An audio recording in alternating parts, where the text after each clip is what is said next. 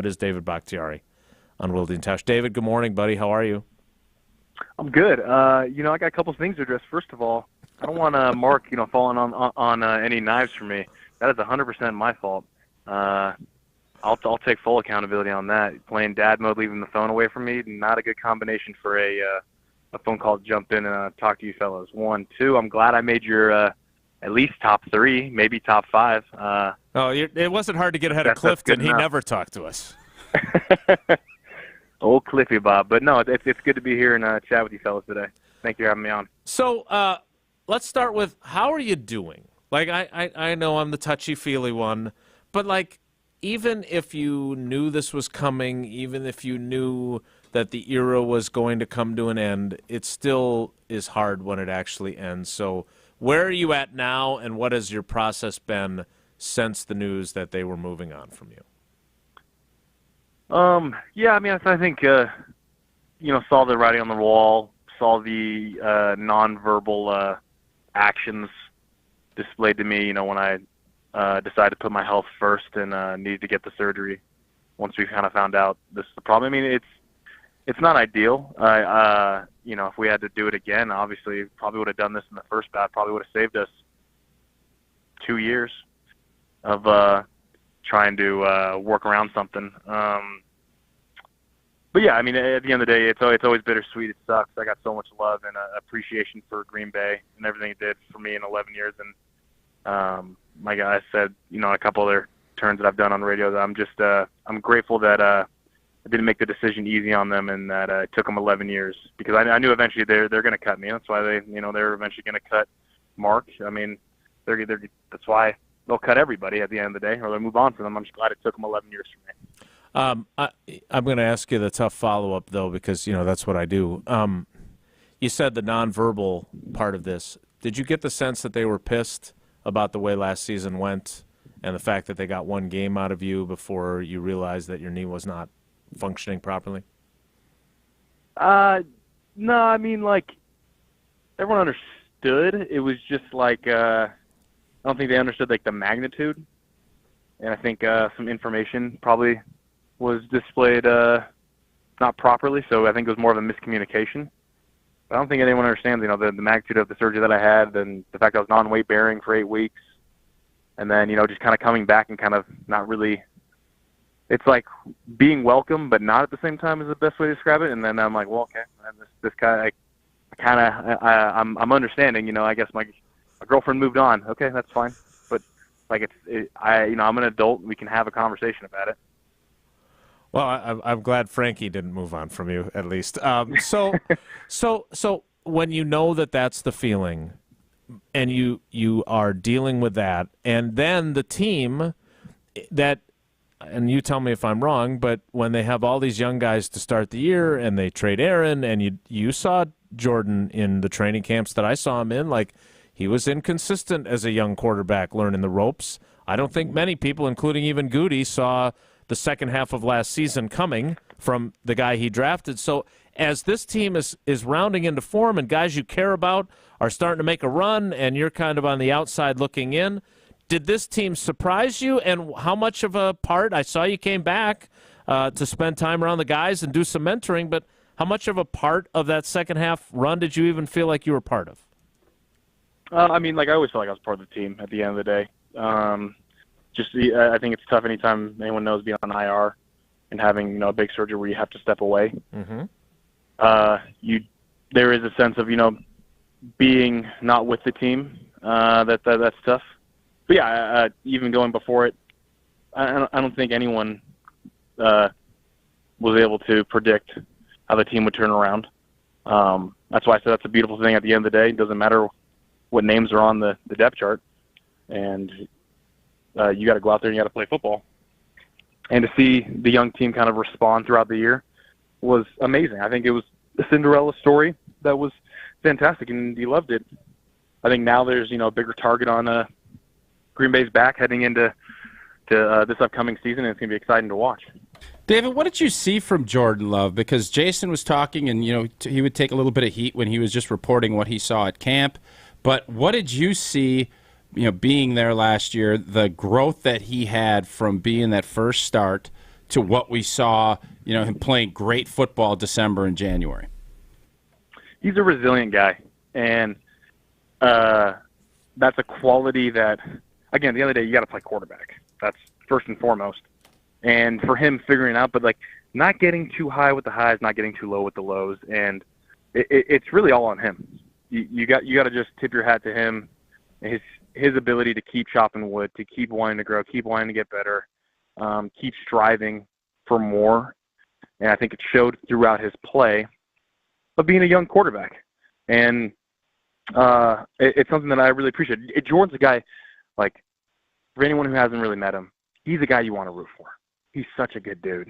He's such a humble guy. I had an opportunity, to get somewhat close to him. His girlfriend and my wife are close-ish, and they have a history at Oregon. So I thought that was pretty cool for the limited time. It sucks. I do wish I got more time with him because he's a solid guy as well. But yeah, I think Green Bay is really going to enjoy their time with Jordan. Jordan's a solid dude, and I wish him honestly nothing but the best. And I think the best will come to him. So Frankie hosted Ronica on a recruiting trip. Am I remembering that correctly? I believe so. I know that they have a bunch of mutual friends. I mean, they both played volleyball. They had a bunch of crossings with one another. They both went to Oregon. I think she did host her, I want to say. And then obviously when they came out to Green Bay, this is even before, Jordan was the guy. I'd see her come over to my house a bunch. I always would tell her, I'm like, you got to bring Jordan over. Was he so scared of me? I promised him I don't bite. I don't bite away from the facility. But it was always good seeing Ronica. His girlfriend, she is a hoot. She is a riot. She's a lot of fun. But yeah, no, they're solid. Yeah, I told her I'd like to see her get her boyfriend to open up a little more with us in the media because she has a lot of personality, that's for sure. And I think Jordan does too. He doesn't show it. I did want to follow up on Tausch's question briefly before turning it back over to him. And that is this. When I watched him during training camp in 2020 and in training camp in 2021, I did not believe that he would become what he became during the second half of last season. You talked about his resiliency. I know quarterback is not your specialty. You're a 5-time All-Pro at left tackle. But how much did you see him grow as a player, especially when you think about that one of your best friends is one of the best to ever do it at that position? What did you see, and did you, like me, maybe wonder just how good he was actually going to turn out to be until he really started to show what he did? Well, so I'm gonna break it down further. Quarterback, it's tough. All of our eyes are tainted, all the men in this conversation currently, because you've seen a generational guy attack the position, and it taints your view. I literally remember Goody telling all the scouts that you cannot evaluate the quarterback position. It's hard to evaluate the quarterback position, and you have to have a governor on you when you go out to practice, because Aaron's going to make at least one throw a day that is going to taint your view on how to evaluate quarterbacks. And I strongly do believe that. And I think that is, again, really hard shoes to fill. But at the end of the day, there's more than one way to skin a cat. Just because Aaron's so amazing at what he can do, there's different ways to play the position to be extremely effective. Because if it wasn't, then Aaron would have won every single Super Bowl every year he's ever played. Because that's the most important position. And if you can do it that generationally well, it should cover up pretty much anything. It did cover up a decent amount, but should cover up just about everything. So I think where Jordan doesn't have what Aaron has, which is okay to say, he does make up in other areas that are fantastic that play to his strengths. I think he's going to continue to, raise his ceiling he's going to start blowing through his glass ceiling, and he's going to start raising his floor. And I think that's fantastic, and that's what you hope for. And he's the type of guy that I believe, from the times that I've met him, that he's humble enough that that's what he's going to strive to be. Now, I've never seen Jordan I've seen him with a decent amount of money. I haven't seen him with about as much money he's going to have, so I don't know. I think Mark can always attest to that. You always never really know what a guy's going to do when he really gets a bunch of money. But so far, so good. Being a first-round pick, he still was pretty humble, so I'll take that. David, do you think he gets 50-plus now that we don't know what you're going to end up doing if you're going to play next year. We don't know that yet. But put your GM hat on. You like to look at that stuff. Is he $50 million plus right now? I mean, I hope so. Yeah. I always advocate for the players. Mm-hmm. Green Bay doesn't have an owner, so why the hell not? What are you gonna do? I mean, if I'm Jordan and like right now, I mean, like again, he could take up as much pie as he wants. It doesn't affect any other. Like I'm not in the rooms anymore, so I mean, if you don't pay him, then what? What are you gonna do, Green Bay? Like are you really gonna try and keep flirting with the idea of going back to the 70s and 80s? The things that I heard about Green Bay, where guys we used to say like around the league, like you better wise up, or I'm gonna send you up to Green Bay. Yeah, like Siberia back then. Yeah. Exactly. And he's a fantastic here's the thing, he's a fantastic young ascending player. He's an unbelievable person. He's great in the community. Yeah, I mean if he's asking for 50, Russ is amazing at his job. He can make it work. There you have it. So, David, can you kind of, unfortunately, I know the knee and understand how that all works. Where are you at right now, and what was the procedure? If you don't want to violate HIPAA laws, I get it, but what was it that you did over the course of this season surgically that is going to give you an opportunity to get back out there if it does work and you're feeling up to it? Look at you throwing the hard-hitting questions. Well, I'm not going to say just yet what it was. Okay. But what I will say is I'm about. Can you tease us? I'm about almost at the halfway mark of since I got surgery. Does it I'm rhyme? moving around. Does it rhyme with cartilage regeneration? I mean, a form of that, yes, but it isn't what I think everyone's thinking about. So I don't want to throw out like speculation of like they drilled holes and we were trying to regrow cartilage in a bone. Like no, it was something very different, very. More novel, Cutting edge. More novel in the space. You're an innovator. Yeah, and I mean, I worked with Brian Cole. He was fantastic. I'm really excited to see. But for me, the biggest thing is I didn't realize how much pain I was in until after I got this, and I kind of let the dust settle from the surgery. As you know, that surgeries can be very tough, and now, at least in my daily life, I'm like, wow, I was harboring and holding on to a lot of pain that I was trying to justify. And I'm glad that I've gotten over that hump, and now I'm just waiting and crossing my fingers that he'll clear me back to play, and then I can at least suit it back up one more time, maybe throw on one more All-Pro, and then I'll kind of just laugh at everyone and then really decide what I want to do from there. So, David, what does that process look like? Because I have said this multiple times when it became clear that they were going to move on from you. I look at Andrew Whitworth, who did not deal with the same injury issue that you're dealing with by any means, but he had a great career in Cincinnati. Quite frankly, not as good as yours in Green Bay, but still really, really good. And then he had a great second act with the Rams, got his Super Bowl, which you missed out on because you came to Green Bay later, and the team that would have gone to the Super Bowl, had you been at left tackle, lost because you were injured. So when you think about a second act with a second team, do you allow yourself to even start thinking that way, or do you just have to say, I can't get ahead of my skis, I have to wait to make sure that my knee is good enough to allow me to start pursuing that dream? I think both. Like, I mean, I'm not I definitely have ambitions of what I want to accomplish still personally. But yeah, at the end of the day, I got to get over this hump. I have, to clear the final hurdles from the health side and get cleared by the doctor. But yeah, I would love to keep playing. I mean, the fact that I was still able to do with the amount of games that I played with what I was dealing with in my knee, I think if I literally were to show Mark, I mean, I know Mark has seen on FaceTime, like the scar in which they cut me open. I mean, it's nothing small. But I mean, yeah, I think a lot of people will be like, "Are you kidding me right now?" Like, it's unfortunate, the timing and the circumstance, and I do wish that it had happened differently. But sometimes you got to play the hand that you're dealt. Sometimes you're going to lose to the house, and sometimes you're going to win. That's just what it is.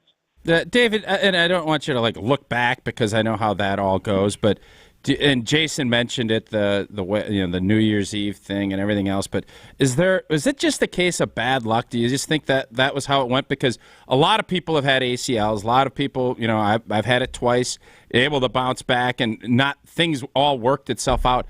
Is there anything that you would have done differently throughout this whole process that maybe you wouldn't be in the pain and the situation that ended up where you really had to struggle for a couple of years to try to figure out what was going on? Don't listen to my coaches as much.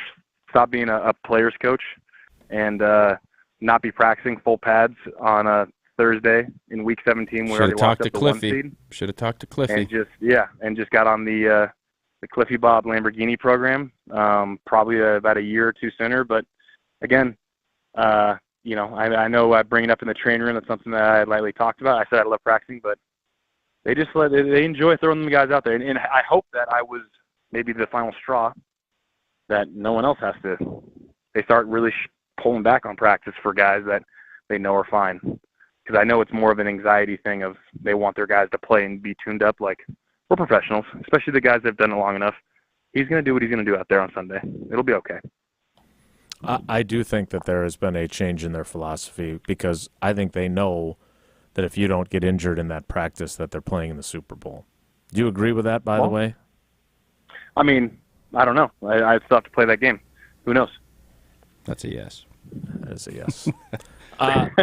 David, you've already violated your own HIPAA, which we appreciate to some degree. I'm going to ask another inappropriate question then, and that's about money. Because if you are going to play again, somebody's going to have to make it worth your while to continue to play, I would think.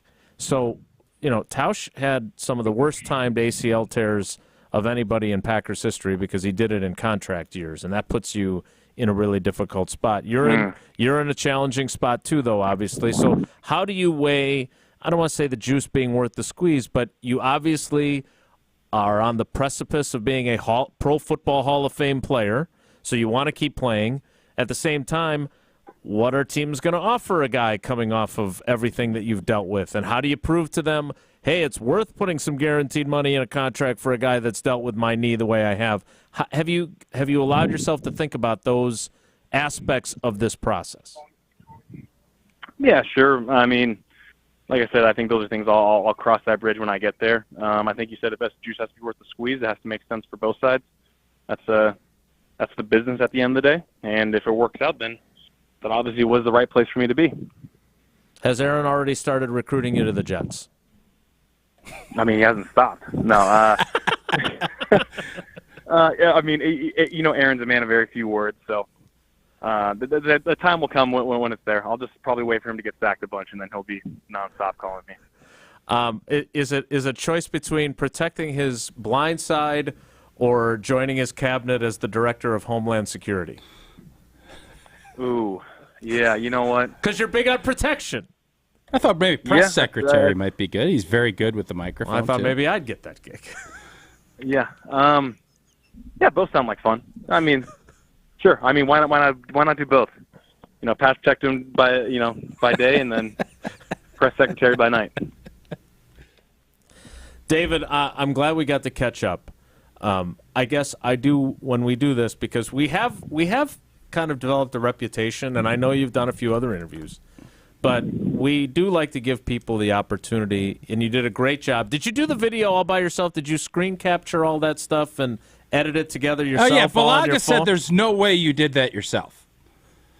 Well, Balaga, he's an asshole then. He does not he doesn't trust in my talents. That guy hasn't believed in me since 2013. No, I'm kidding. Absolutely not. I am not. I just I have a friend in the so he's right in the industry. Yeah, absolutely. But I'm still gonna give him. I'm still gonna give him shit for it.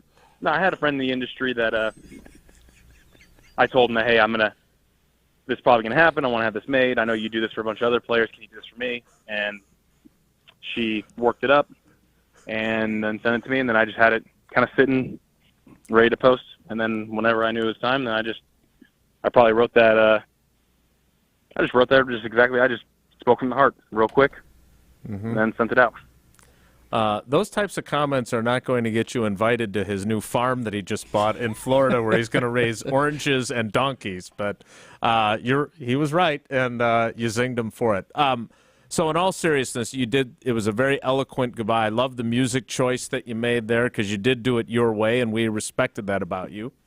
But if this is another opportunity for you to talk to Packers fans.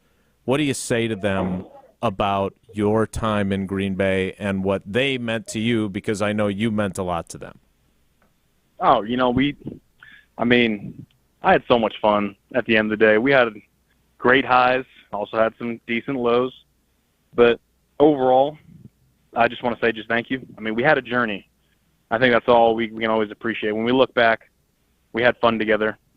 We were able to laugh, and I'm glad that what I could do for Green Bay for the last 11 years could bring joy to so many people, and I appreciate that.